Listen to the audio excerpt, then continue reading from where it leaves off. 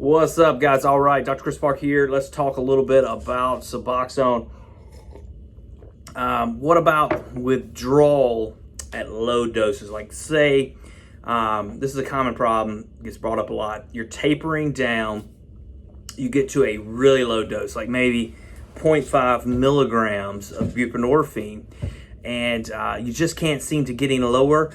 And you typically are having like withdrawal symptoms at 24 hours. Now, a couple things that you got to think about, like how quickly did you get there? So, if you were slowly tapering, like every few months, slowly getting down, and then you've been at this dose for a couple of months, and you're still having those withdrawal symptoms, you kind of have to start to look at what other factors might be contributing, like, is something going on with your metabolism? You want to make sure your labs have been checked, or your hormone levels are okay. Make sure that you're doing everything else that you need to do, like in your life, like you're exercising regularly, you're eating healthy, you're getting the sunshine, all those things, right? And let's say all that is lined up, and you're still having significant withdrawal at a very low dose, and you just feel stuck. Well, it could be that your brain is just not responding well, and you're having problems like a dopamine crash or serotonin. Your serotonin levels are off, and so these are things that sometimes we put people on antidepressants for. So like, and you may not have like a severe depression, but sometimes I'll use a medicine like Wellbutrin to help kind of improve those feelings. And then sometimes I will use, like, let's say you're on a really low dose, I can use other medicines that will help with withdrawal symptoms.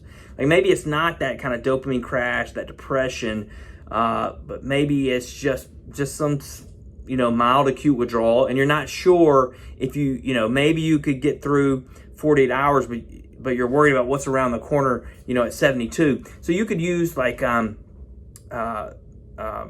doctor might write you like some clonidine, or some Rontin or something like that to kind of take the edge off those withdrawal symptoms. And they're probably not going to be as severe when you're on that low of a dose. If you've tapered, correctly over time, your withdrawal is probably not going to be as severe as if you were on a high dose and you just stopped it, But I know folks who've been through this opiate withdrawal and have been through Suboxone withdrawal, it's a very dreadful thing.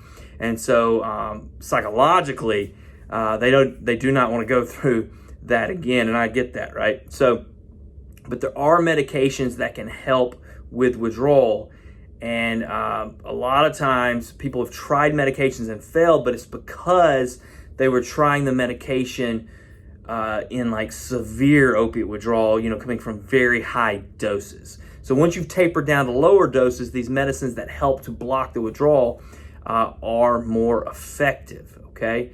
So these are things you can talk to your doctor about. Get your labs checked. Make sure you're not depressed. Make sure you're not having this kind of weird dopamine crash. Make sure that, you don't just need a little extra help getting through that, 72-hour mark or whatever it is past this withdrawal. I had a patient who he stayed on a very low dose for like maybe a year, and he finally said, okay, I think I'm ready. And he had like 2 weeks off of work, and so he said, all right, this is when I'm going to stop. So he stopped it, and I didn't see him for a while, and I was kind of worried. This is a guy I kind of know. I was worried he might have relapsed. I was afraid to tell me or whatever, but I ran into him one day, and he's like, man, I'm doing great. I never had any problems at all. I just stopped the medicine, cruised through those 2 weeks, no worries at all. And so that was a great success story. Not everybody's is going to be that easy, that smooth of a transition, but sometimes just having a little, just having a little knowledge of what to expect and being prepared for it can help you psychologically get through some of the withdrawal. Now, again, if you're having severe withdrawal, something else might be wrong altogether. If you're getting severely depressed, you need to get help right away.